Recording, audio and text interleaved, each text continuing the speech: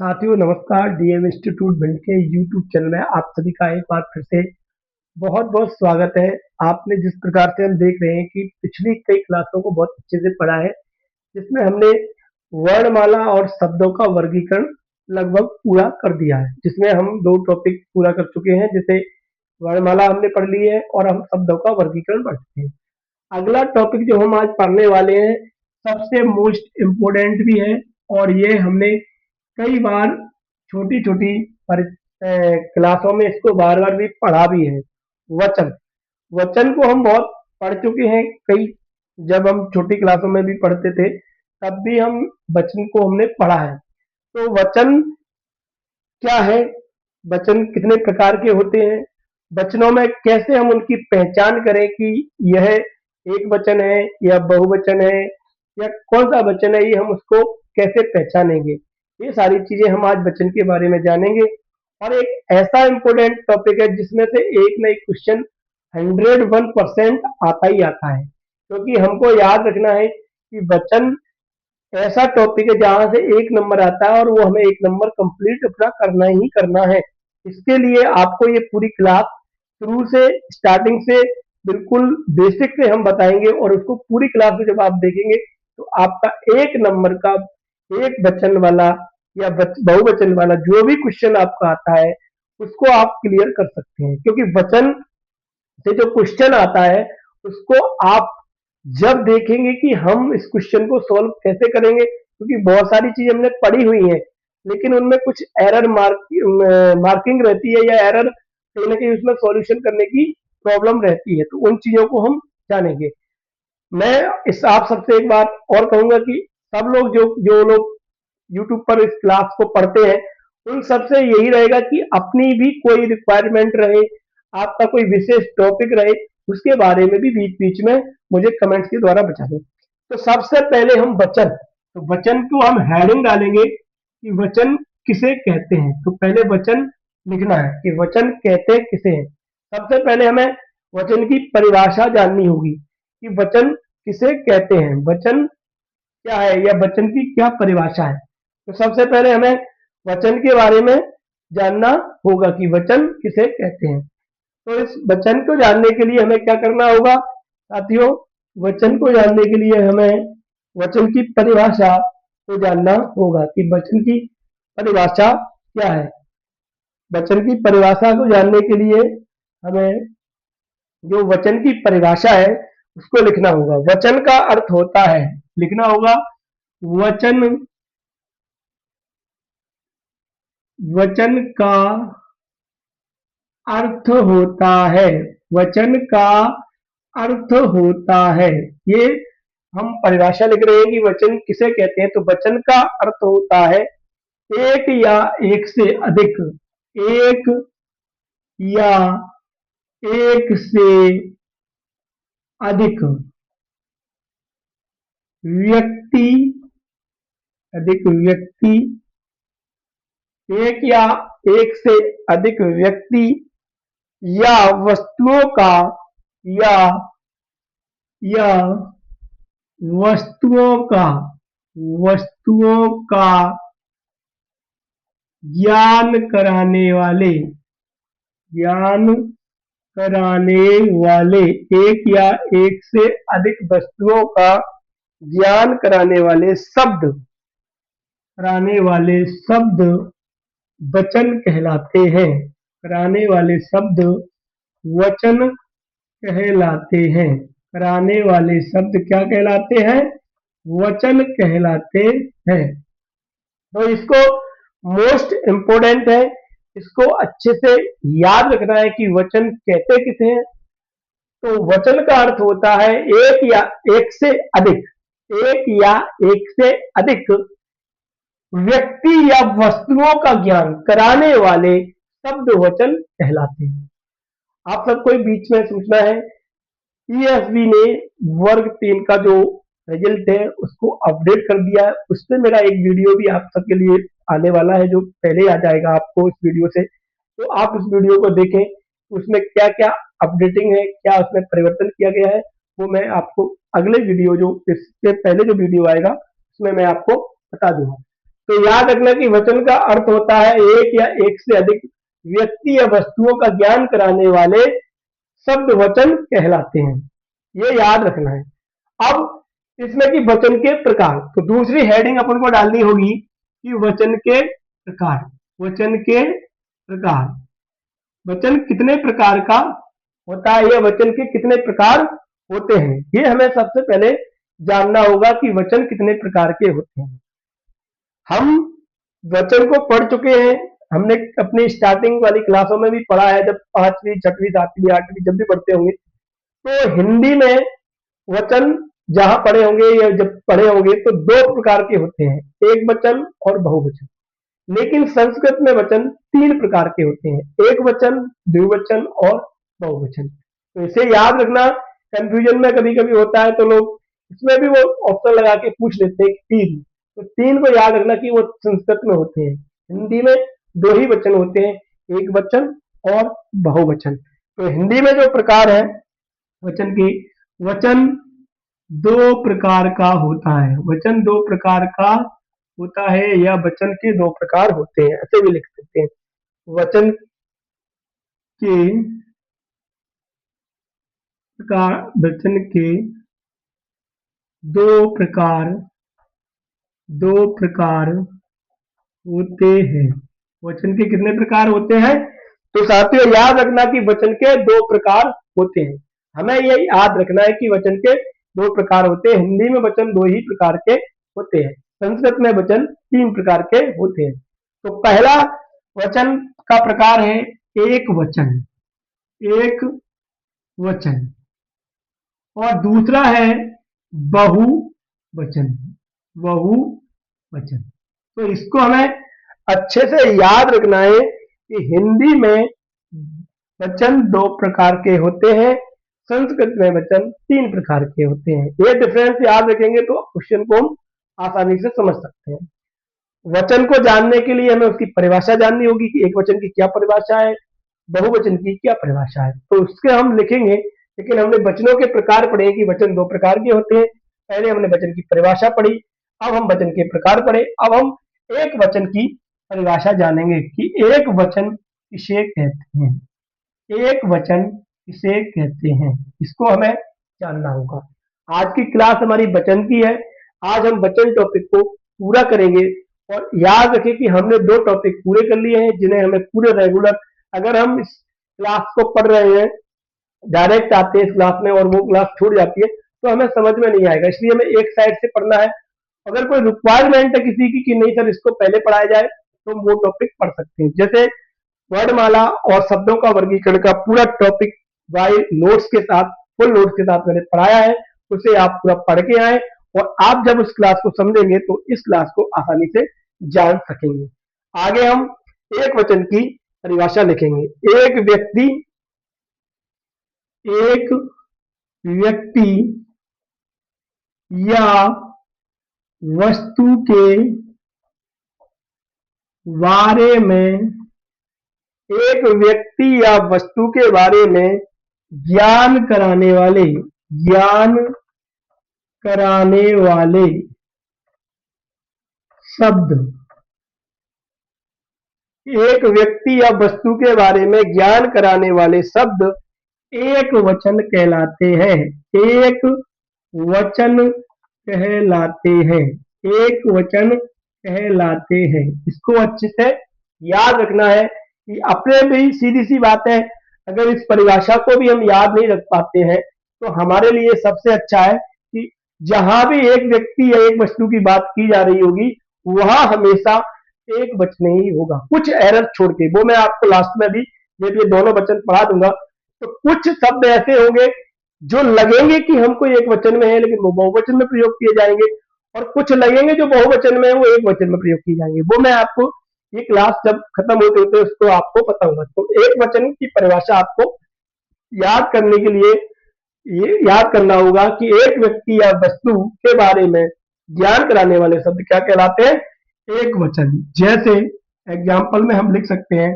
कैसे भी, जैसे हम लिख सकते हैं राम, तो राम क्या है, एक लड़का है, लड़का, लड़का, ये भी एक वचन है। फूल, ये भी एक वचन है। तो ऐसे शब्द और भी हो सकते हैं। किताब है, गाय है, मैंने बोला फूल, फूल भी है, किसी शहर का नाम भी हो सकता है, और भी जो लिख सकते हैं। और इसमें किसी का नाम और लिख दीजिए, श्याम लिख दीजिए, आदि ऐसे शब्द जहां लगता है कि एक व्यक्ति के बारे में ही बात की जा रही है या एक व्यक्ति की ही बात की जा रही है, वे सारे शब्द एक वचन कहलाएंगे। सीधी सी बात है, जब तक हम अकेले हैं तब एक वचन होगा, जब हम दो लोग हो जाएंगे तो चेंज हो जाएगा। जैसे कि हम देखते हैं कि ज्यादातर शादियां हो जाती है तो उसके बाद हम दो हो जाते हैं तो वो दो वचन हो गए, आपका एक वचन। लेकिन शादी में सात वचन लिए जाते हैं, उनको याद रखना, वो चीजें इसमें नहीं है। आपका दूसरा है बहुवचन। दूसरा क्या है? बहुवचन। दूसरा क्या है? बहुवचन। तो अब हमको एक वचन के बाद क्या पढ़ना है? बहुवचन। बहुवचन किसे कहते हैं इसको जानना। अब हम सिंपली जो परिभाषा है उसको छोड़ दीजिए, हम अपनी परिभाषा बना सकते हैं कि एक व्यक्ति की जगह ऐसा लिख सकते हैं, व्यक्ति या वस्तुओं के बारे में, व्यक्तियों या वस्तुओं के बारे में ज्ञान कराने वाले शब्द बहुवचन कहलाते हैं। सीधा बात कर सकते हैं, या एक से अधिक व्यक्ति या वस्तुओं के बारे में ज्ञान कराने वाले शब्द एक वचन कहलाते हैं। हम अपने मन से भी परिभाषा को परिभाषित कर सकते हैं। कोई जरूरी नहीं है कि हम जो परिभाषा आपको लिखा रहे हैं वही है, वो एक ग्रामेटिकली आपको लिखाई जाती है। लेकिन हमें अगर जब परीक्षा में बैठे हैं और बाई चांस अगर हमको वो परिभाषा याद नहीं आती, हो सकता है कभी कभी अपन भूल जाते हैं क्योंकि प्रेशर इतना होता है परीक्षा के समय, तो याद नहीं रहता। तो हम इस चीज को याद रख सकते हैं कि क्या करना है, कि अपनी परिभाषा को भी याद कर सकते हैं कुछ एरर शब्दों को छोड़कर। तो अब बहुवचन की परिभाषा हम लिखेंगे, एक से अधिक, एक से अधिक, एक से अधिक, एक से अधिक व्यक्ति या व्यक्ति या वस्तु के वस्तु के बारे में ज्ञान कराने ज्ञान कराने वाले ज्ञान कराने वाले ज्ञान कराने वाले शब्द ज्ञान कराने वाले शब्द क्या कहलाते हैं? बहुवचन। बहुवचन कहलाते हैं। इसको याद रखना है, ठीक है। एक से अधिक मतलब बहुवचन, बहुत सारे वचन। या कभी कभी हंसी मजाक में लोग कहते थे बहू के वचन, वो भी एक ऐसा रहता है कि बहू के वचन तो आपको मानने ही पड़ेंगे। तो बहुवचन मतलब बहू के वचन, ये बात भी आप लोग हंसी मजाक में लोग करते रहते हैं। लेकिन मेरे सर भी थे, वो भी कभी कभी ऐसे मजाक मस्ती में बोल देते थे कि बहू के वचन, तो उसको याद रखने के लिए बहुवचन मतलब बहू के वचन बहुत सारे होते हैं, एक से ज्यादा ही होते हैं। जब भी बोलेंगे तो बहुत सारे वचन निकल पड़ेंगे, इसको हमें याद रखना होगा। तो इसके साथ साथ एक से अधिक जो व्यक्ति वस्तुओं के बारे में ज्ञान कराने वाले शब्द क्या कहलाते हैं? बहुवचन कहलाते हैं। अब जिसमें कुछ नहीं है, ऐसे इसको लिखा था ऐसे इसको लिख सकते हैं, जैसे किताबें, किताबें। अब इसके बाद इसमें लिख सकते हैं लोग, लोग, ठीक है। इसके बाद इसमें लिखना चाहें तो हम लड़के, लड़के। तो एक से ज्यादा है ना, इसलिए इनको हम क्या बोल सकते हैं कि ये बहुवचन है। तो हमें वचन पढ़े हैं, वचन टॉपिक हमने आज स्टार्ट किया है, उसमें वचन की परिभाषा, वचन के प्रकार, फिर दोनों प्रकारों की परिभाषाएं और उनके एग्जाम्पल। तो इतना हमने आज वचन में जाना है कि वचन क्या है, क्या होते हैं वचन, कितने प्रकार के होते हैं, और दोनों प्रकारों में जो प्रकार के बाद उनकी परिभाषा और उनको हम कैसे पहचानेंगे कि एक वचन है या बहुवचन है। तो ये चीज हमने देखी। अब हम आपको कुछ नोट्स हैं, मेन इंपोर्टेंट दो तीन लाइनें हैं, उनको आपको थोड़ा समझना होगा, क्योंकि लॉजिकली ज्यादातर गलतियां जो क्वेश्चन में होती हैं, वैसे आप ये क्वेश्चन कहीं गलत नहीं कर सकते क्योंकि ये आपको पता है। तो आप और ये मान सकते हैं कि जब से आपने ग्रामर पढ़ी है, जब से आपने व्याकरण पढ़ा है, तब से आप ये क्वेश्चन पढ़ रहे हैं वचन के बारे में। तो लगभग 5th क्लास से स्टार्टिंग हो जाती है। बहुत तो अब तो 1 क्लास से स्टार्ट हो जाती है कई कई प्राइवेट स्कूल वगैरह में। तो हमको वचन तो हमने पढ़े हैं, लेकिन वचन को सही कैसे कर सकते हैं, क्योंकि कंपटीशन में वो चीजें अलग स्तर की हो जाती हैं। और छोटे स्तर पर हमें इतना ही पढ़ाया जाता है कि वचन ये है, वचन 2 प्रकार का होता है, एक वचन बहुवचन, उसको और ज्यादा नहीं, थोड़े एग्जाम्पल दिए और समझा। लेकिन यहाँ थोड़ी चीजें क्रिटिकल है, क्योंकि क्वेश्चन आपको वो सरल नहीं पूछेगा। और आज की व्यवस्था में आप देख रहे हैं कंपटीशन इतना हाई है, तो आपको लगता है कि वो क्वेश्चन इतना सरल पूछ सकता है। कुछ ना कुछ तो वो बीच में ऐसा काम करेगा जहां आप ये क्वेश्चन गलत करें। लेकिन ये सबसे सरल क्वेश्चन होने के बाद जब आप गलत करते हैं, तो आप कंपटीशन से बाहर हो जाएंगे। तो आपको याद रखना है कि हमें बाहर नहीं होना है, हमें इस क्वेश्चन को सॉर्ट आउट करना है और हमारा एक नंबर और बढ़ा के रखना है। इसलिए हम एक यहाँ पर इसको रेज करने के बाद हम एक नोट्स लिखाएंगे आपको, 2-3 अलग अलग लाइन के नोट्स हैं, उनको आप अच्छे से रखना है। तो आपको ये सारी परिभाषाएं और ये सारी चीजें याद करने की कोई जरूरत नहीं होगी। वो मोस्ट इंपॉर्टेंट है जिनको आप बहुत अच्छे से याद रखना है कि ये चीजें होती हैं, इनमें एक वचन होता है, इनमें बहुवचन होता है। अगर आपने वो चीजें क्लियर कर ली, तो आपको ये वचन बड़े आसानी से सोल्व करने में कोई दिक्कत नहीं आएगी, क्योंकि वचन एक ऐसा टॉपिक है जहां से एक नंबर हर परीक्षा में एक बार नहीं, हर बार पूछा जाता है, बार बार पूछा जाता है। तो हम यहाँ जो लिख दिया है वचन वाला, तो ये वचन हमने जो पढ़ रहे थे वो यहाँ लिख दिया। अब यहाँ हमको ये नोट, ये मोस्ट इंपोर्टेंट है, इसको अच्छे से याद रखना। अगर हम कुछ भी याद नहीं रख सकते, तो इन 3 स्टार को याद जरूर रखना कि यहाँ ये 3 स्टार लगे हैं, इसका मतलब इसमें से क्वेश्चन आने की संभावना सबसे ज्यादा है, क्योंकि ये 3 लाइनें आपको तय करेंगे कि आप वो क्वेश्चन कैसे सॉल्व करेंगे। तो सबसे पहले हमें एक लाइन यहाँ लिखनी होगी, जाननी होगी कि ये क्या है। मैं आपको पहले पढ़ के सुनाता हूँ, फिर मैं आपको लिख दूंगा, या आपको मैं लिख देता हूं फिर आपको मैं समझा दूंगा। तो सबसे पहले लिखना होगा प्रत्येक, प्रत्येक जनता, जनता। इसके बाद है हरेक, इसके बाद है हरेक, आदि। प्रत्येक, जनता और हरेक आदि शब्दों का बहुवचन नहीं होता।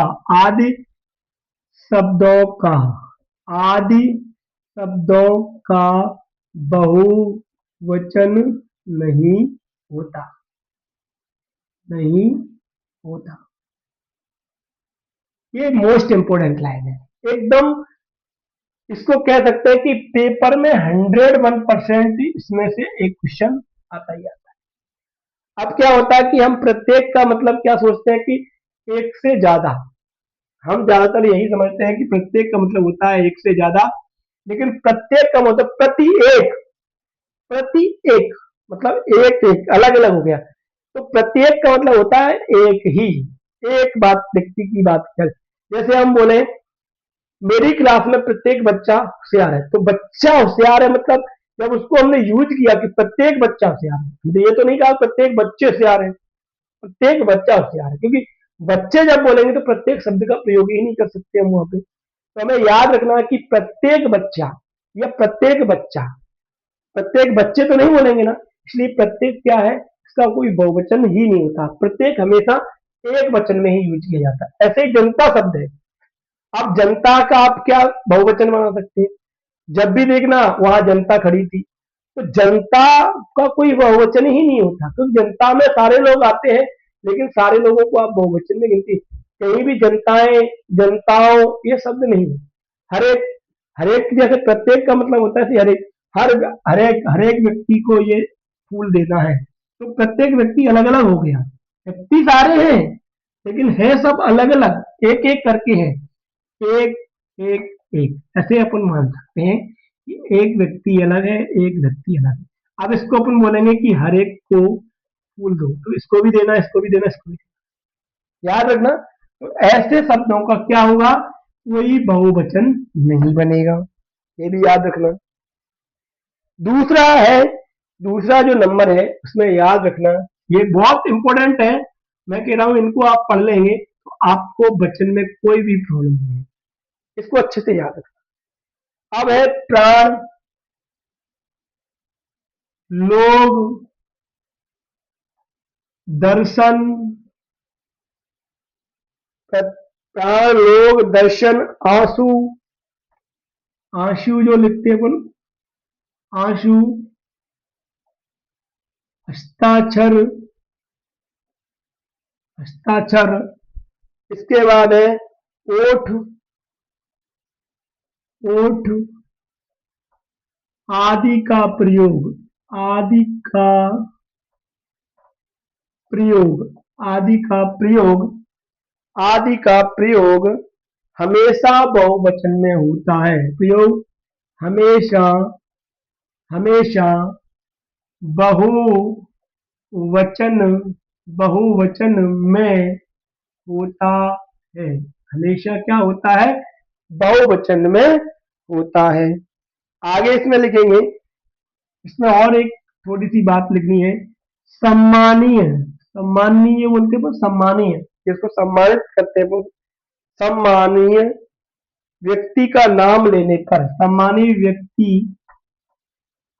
का नाम लेने पर, सम्मानीय व्यक्ति का नाम लेने पर, सम्मानीय व्यक्ति, सम्माननीय बोलते हैं, सम्मानीय का नाम लेने पर बहुवचन का प्रयोग होता है, लेने पर, इसमें यहां लिखेंगे बहु, यहीं से बहुवचन का प्रयोग होता है। तो ये याद रखना है कि प्राण, लोग, दर्शन, आंसू, हस्ताक्षर, ओठ आदि का प्रयोग हमेशा बहुवचन में होता है, सम्मानित व्यक्ति का नाम लेने पर बहुवचन का प्रयोग होता है। अब इसको हम थोड़ा समझें, प्राण क्या है? प्राण हमको लगता है कि एक शब्द है, मतलब एक वचन है, कैसे कि हम बोलते प्राण, प्राण मतलब एक, लेकिन अगर इसका शब्द में जब प्रयोग करेंगे तो हम बोलेंगे प्राण निकल गई, ऐसे तो नहीं बोलेंगे प्राण निकल गया, तो प्राण निकल गए, निकल गए मतलब एक से ज्यादा की बात, तो वो बहुवचन। ऐसे ही लोग, लोग आए, तो लोग आए या लोग इकट्ठे थे, ऐसे जब शब्दों का हम प्रयोग करेंगे, ऐसे शब्दों का जब हम प्रयोग करेंगे तो हमें समझ में आ जाएगा शब्दों का। अगर कोई चीज और भी क्लियर करनी है, समझ में नहीं आती है, तो उसका हम शब्द में प्रयोग करके देख सकते हैं। जब हम शब्दों में उसका प्रयोग करेंगे तो हमें आसानी से हम शब्द का, क्वेश्चन का सोल्यूशन कर सकते हैं, क्योंकि कई शब्द ऐसे होते हैं जो हमें एक वचन जैसे लगते हैं, जैसे लोग, तो लोग क्या है कि उसका लोगो नहीं बनेगा, लेकिन लोग इकट्ठे थे, तो लोग मतलब बहुत सारे लोग होंगे वहां पे, जरूरी नहीं है कि एक व्यक्ति ही वहां पर। ऐसे ही इसमें आंसू, आंसू निकले, आंसू निकल रहा है ये तो नहीं कह सकते आंसू निकले। ऐसे हस्ताक्षर किए, हस्ताक्षर किया ये तो नहीं कह सकते हस्ताक्षर किए। तो ये सारे शब्द, ये विशेष शब्द है, इनको याद रखना है, ये सारे शब्द विशेष शब्द है, ये सारे ओठ है, हस्ताक्षर है, आंसू है, ये विशेष शब्द है, इनका हमेशा बहुवचन में ही प्रयोग किया जाता है, इसको हम अच्छे से याद रखेंगे। अगर हम ये अच्छे से याद रखेंगे तो हमारा ये जहां तक है, ये पूरा बहुवचन का, एक वचन का सॉल्यूशन एकदम क्लियर हो जाएगा कि एक वचन क्या है, बहुवचन क्या है, और हम वचन में आसानी से सवाल को सॉल्व कर सकते हैं। तीसरा नंबर है इसमें, तीसरा नंबर है आपको लिखना है द्रव्यवाचक संज्ञा शब्दों, द्रव्यवाचक संज्ञा शब्दों, द्रव्यवाचक संज्ञा शब्दों का प्रयोग, का सॉरी, का प्रयोग प्रायः एक वचन में ही होता है, एक वचन के लिए होता है, एक वचन के लिए होता है। ये याद। द्रव्यवाचक संज्ञा जो हमने पढ़ी थी कि द्रव्यवाचक संज्ञा में जो संज्ञाएं पढ़ी थी उनका प्रयोग हमेशा, द्रव्यवाचक संज्ञा कोई भी है उनका हमेशा एक वचन में ही प्रयोग किया जाएगा। लेकिन द्रव्यवाचक संज्ञा, लेकिन द्रव्यवाचक, लेकिन द्रव्य सॉरी लेकिन द्रव्यवाचक नहीं, प्रकारों का द्रव्य के प्रकारों का बोध कराना का बोध कराना द्रव्यवाचक, लेकिन द्रव्य के प्रकारों का हो बोध कराना हो तो उनका प्रयोग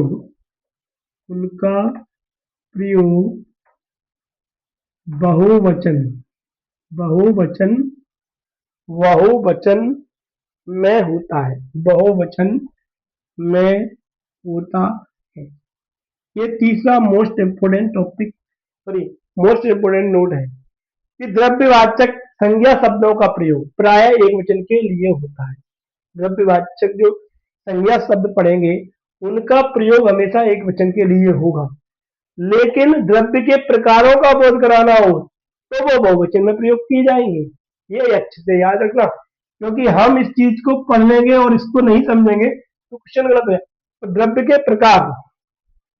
के प्रकार कैसे हो सकते हैं, जैसे उसके आप बोलेंगे, मान लो कि तेल की बात करें या मान लो घी की बात, तो उसके जो प्रकार है अलग अलग उनका प्रयोग अलग हो गया, लेकिन उन संज्ञा शब्दों का प्रयोग अलग हो गया। तो द्रव्य वाचक संज्ञा शब्दों का प्रयोग प्राय एक वचन के लिए होता है, लेकिन द्रव्य के प्रकारों का बोध कराना हो तो उनका प्रयोग हमेशा बहुवचन में होगा।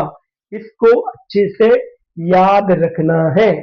अगर ये हम अच्छे से याद रखेंगे तो हमारा वचन से कोई भी क्वेश्चन कभी गलत नहीं होगा। मोस्ट 3 इंपोर्टेंट नोट्स हैं, 3 स्टार है, 3 ही नंबर है।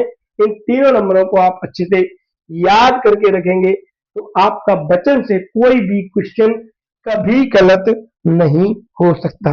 इसको अच्छे से याद रखना है। तो आज की क्लास के वचन होने के बाद, वचन आज हमने पूरे किए हैं। आज की क्लास को हम यहीं समाप्त करेंगे। नेक्स्ट क्लास में मिलेंगे नए टॉपिक के साथ। अगर मैं फिर आप सबसे बोल रहा हूं कि आपका कोई टॉपिक विशेष पढ़ना हो आपको, तो आप बोलकर कमेंट्स में बोल सकते हैं कि मुझे ये टॉपिक पढ़ना है। उस टॉपिक को पढ़ने के लिए आप कमेंट बॉक्स में कमेंट करें, मैं वही टॉपिक अगली क्लास में आप सबके बीच लेके आऊंगा। तब तक के लिए आप सभी को राम राम, राधे राधे, और सभी के यही कहूंगा सभी अच्छे से रहें, स्वस्थ रहें और पढ़ाई करते रहें मस्त। और ज्यादातर याद रखना कि वैकेंसी की आने की संभावना अभी हाल फिलहाल नहीं है, तब तक हम अपनी पढ़ाई को रोक कर ना रखें, बल्कि हम उसको और अच्छा करें। खासकर कोई भी सिलेबस चेंज होगा, लेकिन कॉमन सब्जेक्ट हिंदी है, इसको पढ़ ही सकते हैं। और भी एक आध दो सब्जेक्ट है जिसमें मैथ है, गणित है, वो भी हम पढ़ सकते हैं। तो बाकी सब्जेक्टों को भी हम पढ़ते रहे थोड़ा, लेकिन जो कॉमन सब्जेक्ट है जिन्हें हटाने की संभावना बहुत कम है, जैसे कि हम मान लो चयन परीक्षा का वाला भी अगर तो वो रख देते हैं, तो हिंदी और मैथ तो आपका कॉमन ही, इंग्लिश भी है। तो ऐसे याद रखना कि सिलेबस में कोई बड़ा परिवर्तन हो भी सकता है, नहीं भी हो सकता है, लेकिन अगर हो भी जाए तो हमारे पास 2-3 कॉमन सब्जेक्ट है जिन्हें हम विशेष तौर पर आने वाली अगली परीक्षाओं से पहले पूरा कर सकते हैं। बाकी कई परीक्षाओं में हिंदी पूछी जाती है, एसआई है, पुलिस में है, कई अन्य परीक्षाओं में भी पूछी जाती है, तो वहां भी हमें ये काम आएगी। इसलिए ये क्लास सभी के लिए अवेलेबल है, फ्री में अवेलेबल है, और बिना मतलब कह सकते हैं पेड कोर्स के अवेलेबल है, फुल नोट्स के साथ अवेलेबल है। इस क्लास से सभी लोग जुड़े रहे, और जितने लोग भी इस क्लास से जुड़े हैं सभी को धन्यवाद। और नए नए जो लोग हैं पढ़ने वाले या नए मित्र हैं, उन सबको ये क्लास लगातार शेयर करते रहिए, सभी इससे जुड़े रहिए। तब तक के लिए सभी को राम राम, नमस्कार, जय हिंद।